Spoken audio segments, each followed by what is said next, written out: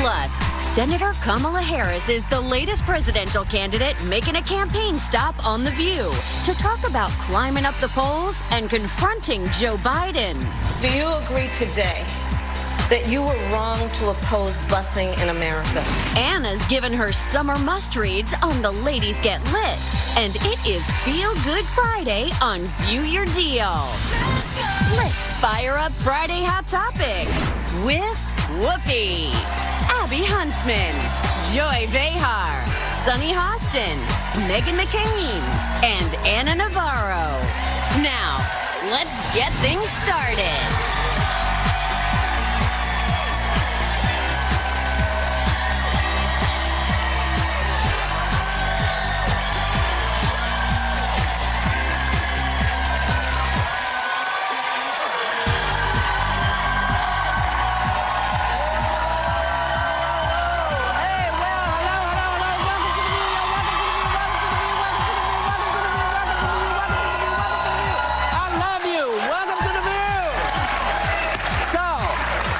This morning, news broke that Labor Secretary Alex Acosta has resigned amid growing outrage over the deal he helped to make to help accused child sex offender Jeffrey Epstein avoid federal charges back in 2008. And you know who had his back the other day, and he claims it was Acosta's decision to leave. Do you think it was pressure? Because now he's gone. It takes the devil to replace him. He's gone. So, okay, it was silly, I know. I like it. Well, he's kind of free to defend R. Kelly now, isn't he? Oh. He has the skill set. Oh, God. Wow. Well, you know, too rough. This has not been a good week for sexual predators. No. No. Look, for me, the Alex Acosta case is frankly personal, and it's local. It's a Miami issue. He's a Miami guy. A lot of us supported him and were shocked, appalled, disgusted to learn about this. We did not know about this when people supported him. I'm convinced Marco Rubio didn't know about it. I'm convinced most people didn't know about it. The Miami Herald has done yeoman's work, and that is why we must support local papers, and journalism matters. I think it was smart of Trump to get rid of him, because this isn't going away. There's going to be pre-trial motions. There's going to be a trial. There's going to be investigations.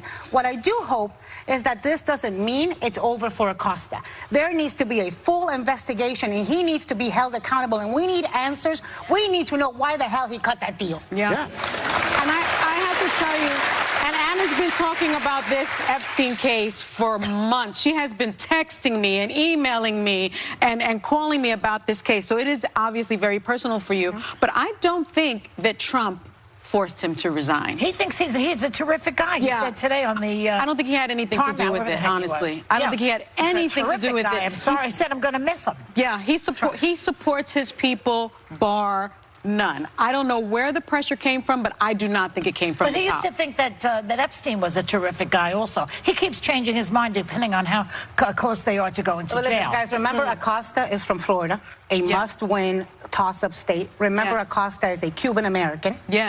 A very important base group for Donald Trump and for the Republican Party. So I think there's a lot of politics at play here. The only thing I know is adios, Felicio. Bye.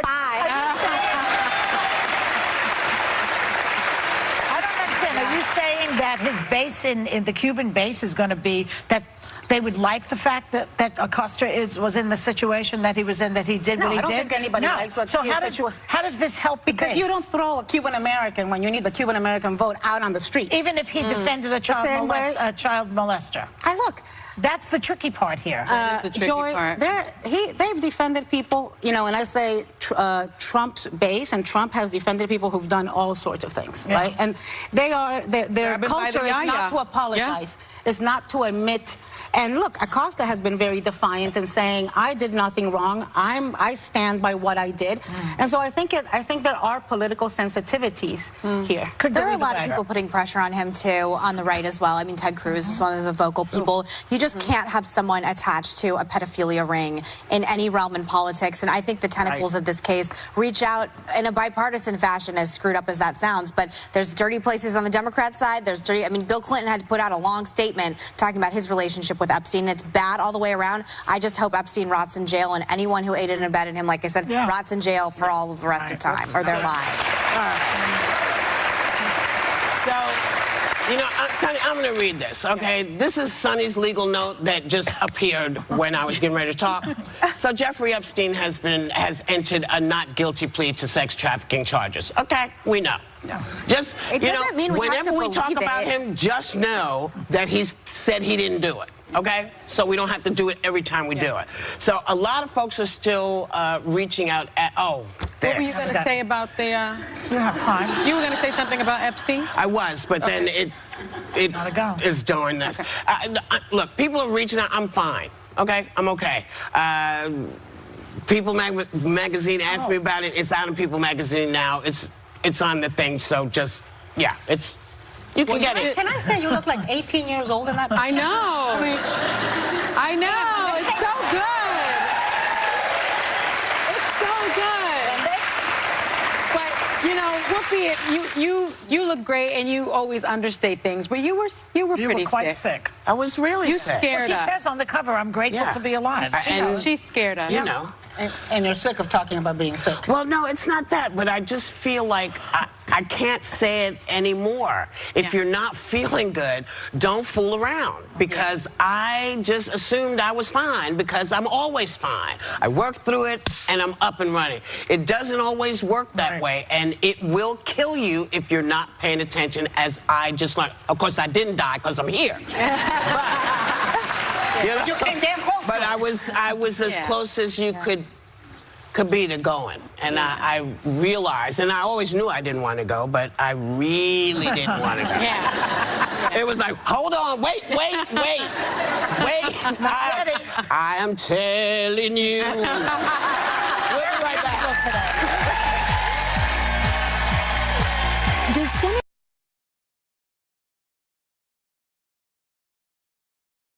Was I wrong a few weeks ago? Yes, I was. Is she worried that Democratic infighting could hand President Trump 4 more years? She's live on The View next.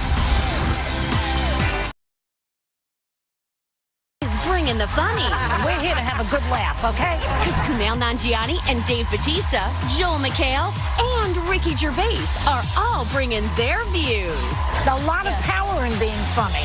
Plus, our political view is heating up when presidential candidate John Hickenlooper hits the hottest campaign stop in daytime. Next week on... It was hurtful to hear you talk about the reputations of 2 United States senators who built their reputations and career on the segregation of race in this country. You also worked with them to oppose busing. And, you know, there was a little girl in California who was part of the 2nd class to integrate her public schools. And she was bused to school every day. And that little girl was me. That was Senator Kamala Harris' standout moment at the first Democratic debate that helped her skyrocket into the polls. Here to tell us her plan to send you-know-who in the White House packing, please welcome back Senator Kamala Harris.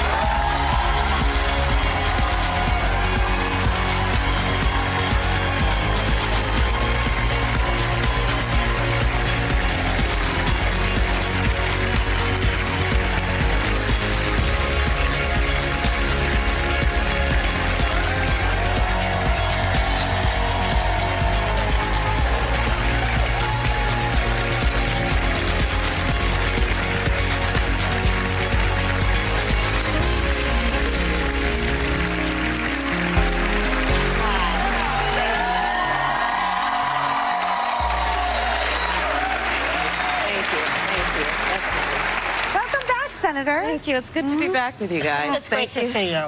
For all that you do. Thank you. Well, we got a lot to ask you. Yes. So let's get started. Okay, let's get right in We'll get to there. Biden in a moment, but first let's start with the breaking news. Yeah. Alex Acosta. Yeah. Now you were a prosecutor. You prosecuted sex crimes back in the day. Yeah. Alex Acosta, who gave the sweetheart deal to Jeffrey Epstein, says this is the best deal he can cut. Tell us from your prosecutor hat on, is there anywhere in your mind that this could have been the best deal he could have cut? Absolutely not. And I will tell you, Anna, that I personally prosecuted child sexual assault cases. Yes. And they are some of the most difficult cases to prosecute. There's no question. In fact, in many ways, they're even more difficult to prosecute than homicide cases. Why? Because you're asking a jury to believe a young person over an adult on an incident that obviously, because that adult is a predator, so they choose their prey carefully, and they choose the location of their predatory behavior carefully, which means there are going to be no witnesses. So by the very nature of these cases, they are going to be difficult because the predator selects his prey in a way that it will be about vulnerable children. It will be about children who are afraid to tell someone. It will be about children who may not otherwise have a strong support system behind them so that they run home and tell somebody, right? It's usually a long period of time. That's usually well, that's exactly right. Well. And that's part of the nature of these cases. It's the nature of these cases. And so any prosecutor worth their salt, especially one who understands the nature of these cases, which any prosecutor should if they're taking the case on, knows that this is the exact kind of case that is typical of somebody who's preyed on children. And that case should go before a jury, and that person should go to prison for a long period of time. Well, hopefully Epstein will now. I mean, hopefully he will, but you know, the thing that I found, obviously, you can tell by the tone of my perspective, the thing that I found so troubling, disheartening, and really unbelievable was the way that Acosta has described the challenge he had, because it's like saying it's really difficult to make an omelet. Well, then get out the kitchen if you don't know how to cook. Right? If you don't know how to do your job, you shouldn't be in the position. Don't take the fame and glory that comes with the position if you don't know how to do the work in the job. And we're talking about children. Every day, you know, and here's the thing, when I would also prosecute these cases, one of the things I would say is that, look, any of us who has raised a daughter or a girl, we know that and I'm just going to be explicit, when they hit puberty, they start to develop hips and breasts, right? And don't you dare say that because she starts to take on those physical attributes, she's any less of a child. Right. Because what any of us who has raised a daughter knows, that when you sit down with that child and you are speaking with her or cuddling with her while you're watching television or just raising her, she is a child. They're babies. They are babies. And because you find her in your sick mind sexually attractive, does not and should not allow you to get off for your behavior and get away with that behavior. And so that's also part of the challenge with these cases, and that case in particular, based on what I've read. These are children. And try having to put those babies on the witness stand. And that's exactly right. And it is difficult, but it is done every day in courtrooms in America. Every day in courtrooms in America, prosecutors are prosecuting these cases and getting convictions. I got them. I personally got them. So that's what I find so troubling about the narrative. And then don't tell me, well, it's a function of this is the era where people now believe that. No, that was ridiculous. But it was a lame excuse for the fact that he let this guy go with nothing but a simple, very light pat on the head. And didn't tell anybody. Didn't tell the victims what he had done. Which is re-victimizing them. You know, in so many states, we've actually passed legislation that, and for that very reason, require that the victims be told. Because otherwise the system is doing just what the predator did, which is depriving them of their power and agency. And it was required federally anyway. Well, I think we're all in agreement on how abhorrent all of it is, and it's very difficult to talk about, but I'm glad we are. Yeah. I need to pivot, though, if you don't mind. So let's talk about Joe Biden. Okay. And your confrontation with him at the debate like we just saw. So back in January, you told NPR News, quote, "You're not going to hear me criticize Joe Biden. I think he's a great guy." There's another woman of color in the race, Congresswoman Tulsi Gabbard, who has denounced your attack as a, quote, political ploy, given that your position on busing doesn't seem all that different from Joe Biden. So I think a lot of people are curious what happened to that promise, and what would you say to Congresswoman Gabbard? I have no intention of attacking Joe Biden, but I am going to point out our differences of opinion on a very critical moment in the history of the United States. 1954, the United States Supreme Court unanimously decided Brown v. Board of Education because there were segregationists in the history of our country, including the members of the United States Senate, who lived their career and their reputations on the basis of ensuring that the races would not be educated together. So the issue came up before the debate, many days, if not weeks, which was the comments made about those segregationists and our difference of opinion about who they were. And that they worked on an issue that directly impacted me, which is this issue of busing. So, listen, this is a presidential race, and I absolutely agree and believe and maintain that we should not have personal attacks against each other. We should not be attacking each other, but we're on a debate stage. A Biden advisor called you slick and slippery. A Biden advisor just called you that. Well, you know what? We're on a debate stage, and if you have not prepared and you're not ready for somebody to point out a difference of opinion about the history of segregation in our country and what was necessary to deal with that, which at that time was busing, then you're probably not ready. Kamala, a lot of people were not for busing. I remember that. Black people, white people, everybody was sort of against it. There was like a small percentage. Now that you look back on it, you think it's a good idea? If I were serving in the United States Senate 40 years ago, when Joe Biden was serving there, we would have been on opposite sides. You would have said that busing is good. I would, but let me tell you why. Because at that time, we had people leading state houses. We had people holding very high positions of authority and power in our country who were dead set on the segregation of the races, on the issue of integration of our public schools. That's why Brown v. Board of Education had to go to the United States Supreme Court. That's why Earl Warren, because this issue was so important, if you read his history, he said, this is such a fundamental issue about fairness in our country that it is critically important the court is unanimous in this decision, because this should not be about politics. It is a core issue of what's right in our country. And so, and why did it have to go to the United States Supreme Court? Because there was violent, and I'm not saying that word casually, I know, violent resistance to the desegregation of schools. Yeah. And I think I hear what you're saying. I think some of the criticism was there were T-shirts made immediately, and that your photo was put up, I think, within a few minutes of the statement being said. So I think that's what Congresswoman Gabbard was speaking of. With I haven't talked about it, but I just think that on this issue, we disagree, and it should not be characterized as a personal conflict. We disagree. Okay. We'll be right back. Senator Kamala Harris. No. I'm watching the thing move, and I keep waiting for it to say something else. Because I think, oh, well, Kamala, she's leaving. I don't know what. So she's staying. She's staying. I know now. You'll have me. We'll have you. She is sticking around because there's much more to talk about. Come back.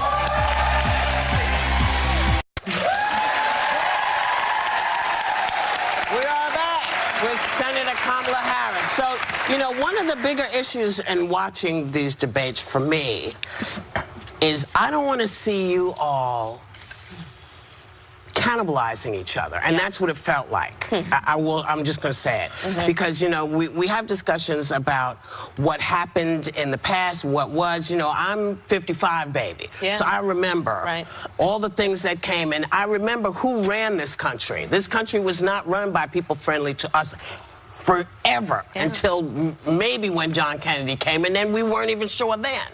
So this is not a surprise. What I want to know, what I want to see you all explain to us all is what you're going to do to get this man out of office. Out of That's office. right. I'm with you. That's what I don't, none of us at the table, I'm including us like we're on the thing, but none of us at this table, if you really check some of the mistakes we've made in our past, are going to come up as perfect. So we're going to find that in all these 55,000 people that are running. But I want to know that we are on the same page when it comes to getting that out, and that we are going to find the way to bring us back into balance. That's what I want to see, what you're going to do to help. Well, you're absolutely right. But you're absolutely right. You're right. And there is no question in my mind that we, not only at this table, but we on that debate stage are of collective purpose in that regard. Listen, Donald Trump came into office on an agenda that was about make America great again. And then that, of course, begs the question again, for whom? And he has come into office making all kinds of promises to people, and he has betrayed so many of those people. He came in saying he was going to help get him out. That's what I want to know. How are we getting him out? We're going to prosecute the case against 4 more years of Donald Trump. All right. And there's a long rap sheet. Okay. You look at it in terms of him coming in saying he was going to help working people, farmers, auto workers. Okay, let's look at that. So trade policy by tweet is what we get from the guy. Going at it in a unilateral way, which has resulted, I'm spending a lot of time, as you can imagine, in Iowa, New Hampshire, Nevada, and South Carolina. In Iowa, farmers are looking at bankruptcy. They've got soybeans rotting in bins. Because they did the hard work of over a decade cultivating a market in China that has now been cut off from them. Some are estimating that as many as 700,000 auto workers before the end of the year will lose their jobs. American families, because of this so-called trade policy, are spending $1.4 billion a month more in everything from shampoo to washing machines because of this so-called trade policy. And then what does he do? What else is on the rap sheet? He passes a tax bill that benefits the top 1% and the biggest corporations of this country. Meanwhile, crowing about this great economy of his. Well, let's have a conversation about that. You ask, how are you measuring the greatness of this economy of yours that you call it so great? Oh, by the stock market. Well, that's fine if you own stocks. And guess what? 74% of the stocks that are owned in America are owned by the top 10%. That's not touching most people. Then you ask, well, how else are you measuring the greatness of the so-called economy of yours? And they talk about the unemployment numbers. Well, let me tell you something. I am traveling our country. People are working. They're working 2 and 3 jobs, and in our America, people should not have to work more than 1 job to have a roof over their head and food on the table. But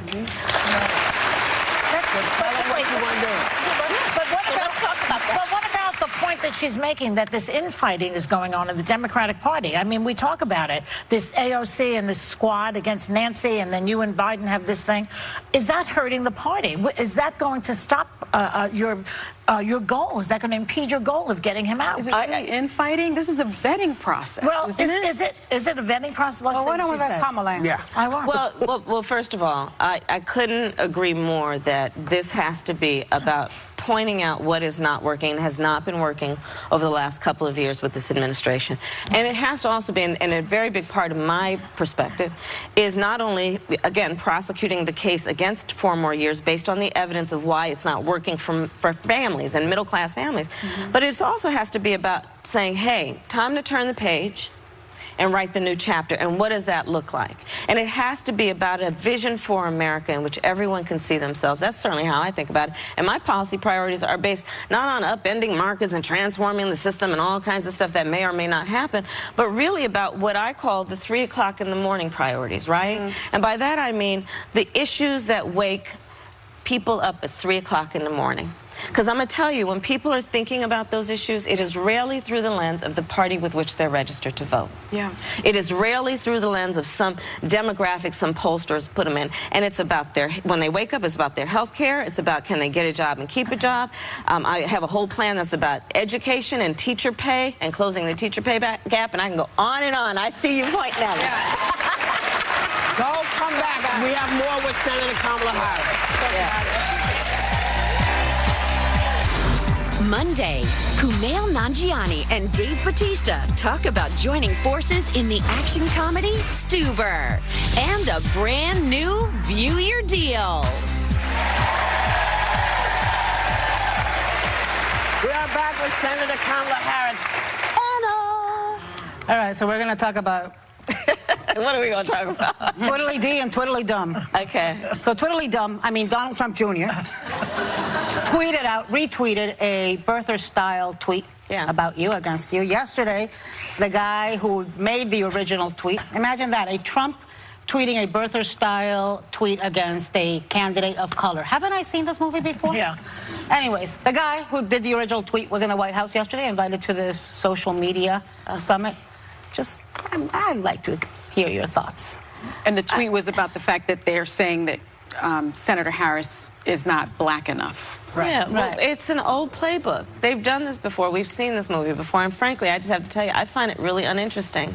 That's right. I mean, It's true. It's kind of boring. It is. It really is. Well, you know how that movie ended the first time? Right. With a candidate of color in the White House. Right. Yeah. Exactly right. And the bottom line is that anybody in this country that lives in black skin experiences racism and the black experience in this country. Right? So, anyway, I want to talk about policies. Okay, good. I do too. Yeah, and the bottom line is that we do this thing called a policy speed round with all the candidates that visit our table. Good, okay, good. so now it's your turn. Okay, great. Two-sentence take on a few key issues. Medicare for all. Medicare for all.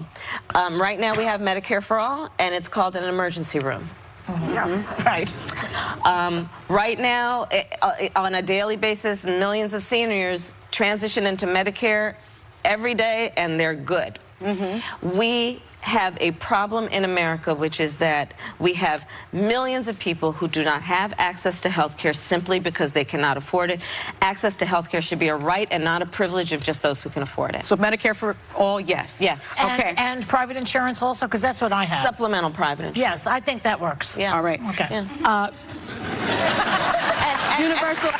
Universal pre-K education. Yes, yes, yes. And I will also tell you, I am also prepared to take it to the next step, which is to put in place the first federal investment in closing the teacher pay gap. Why?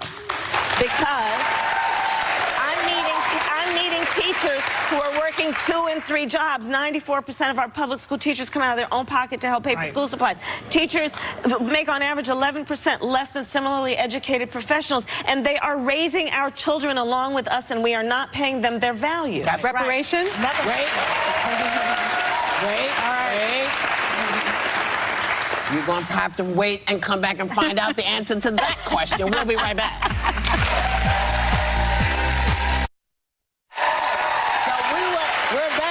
We're back with Senator Kamala Harris. Sunny. Closing the racial wealth gap and reparations. Yes, close the racial wealth gap, absolutely. In fact, what I am proposing is that as it relates particularly to housing, we have had a history of redlining, of excluding, in particular, African-American homeowners from families from buying homes. I intend to deal with that by giving people who are living in federally subsidized housing a federal grant that will help them put down payments on homes, and also to deal with credit scores. You have to hear this, though, because we judge credit and healthy credit based on an assumption you have money, so we look at credit card payments. Instead of, hey, how about if their family's paying their phone bill on time, and paying their rent on time, and paying their utility bills on time? We should be measuring that as part of, you are a responsible person financially, so they can qualify for credit. Done. That's good. Okay. I'm going to try and make this as quick and dirty as possible. Okay. You're for decriminalizing border crossings. You're one of the people that raised their hand at the debate. Do you agree with AOC that we should get rid of DHS altogether? That is not correct. I am not in favor of decriminalizing or not having consequence for. We have to keep. Let me just be very clear. We have to have a secure border. But I am in favor of saying that we're not going to treat people who are undocumented across the border as criminals. That's correct. That is correct. And what we've got to do is we cannot have any more policy policy like we have under this current president that is about inhumane conduct, that is about putting babies in cages, it is about separating children from their parents. And we have got to have policy that is about passing comprehensive immigration reform with a pathway towards citizenship, shutting down these private detention Clarify this facilities. for me, though, because Yes, I do please. find it confusing. I believe if someone crosses over the border, it's illegally, it is illegal, and you would decriminalize it. I would not make it a crime punishable by jail. It should be a civil enforcement issue, but not a criminal enforcement issue. Okay. So there should be, you know, you got to play by the rules, but we can't treat people like criminals when they're crossing the border and incarcerate them and separate them from their I think just for conservatives, it is a talking point that we think open borders is something the left wants, and you know, I understand that we have a difference of opinion, but I believe in border security. Great. I believe in border security. So I believe that get rid of DHS. No, I would not. Right. But we need to restructure and reform it. It's been found actually through federal audits to be one of the most dysfunctional of federal agencies. So we need to deal with it and fix it. But I do not believe in getting rid of it. No. Thank you. Yeah. We did it. Quick. Wait. Can we say hello to Douglas Enhoff? Maybe the first dude is Senator Kamala Harris's husband.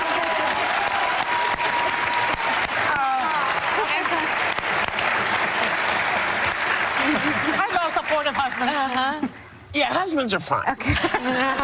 You gotta be with somebody I've had else. several. Yeah. As long as, but they're no longer married to me, so I'm fine. So thanks to Senator Kamala Harris. We will be right back.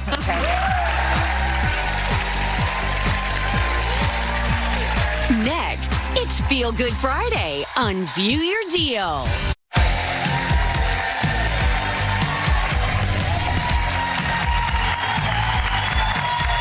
Feel Good Friday's here to kick off your weekend with a smile because we've partnered with vendors for at least half off items you're going to love. Lifestyle expert Greta Monahan showing them off, but it's only while supplies last. So let's get shopping! We might as well call it Sunny's Feel Good Friday edition because everything here, you are in my mind. And I know everyone's going to love it. So first, meet Buzzy. Okay. Buzzy is a reusable alternative to plastic wrap, which I know you're obsessed with. Yes. Take a look at what I mean. This is organic cotton, beeswax, coconut oil, and essential oils that are built into this so that it literally just wraps with the warmth of your hand on anything. This is a mason jar, but any shape you have. And what's amazing about it, you can cover a bowl, you can wrap the kids' sandwiches, lunches in this, and it's an alternative to plastic. Too it's much really, plastic really smart. in the ocean, everyone. Absolutely, and I know, we're super about it. We want it. But I love this because it keeps it fresh. 4 packs in sandwich wraps available,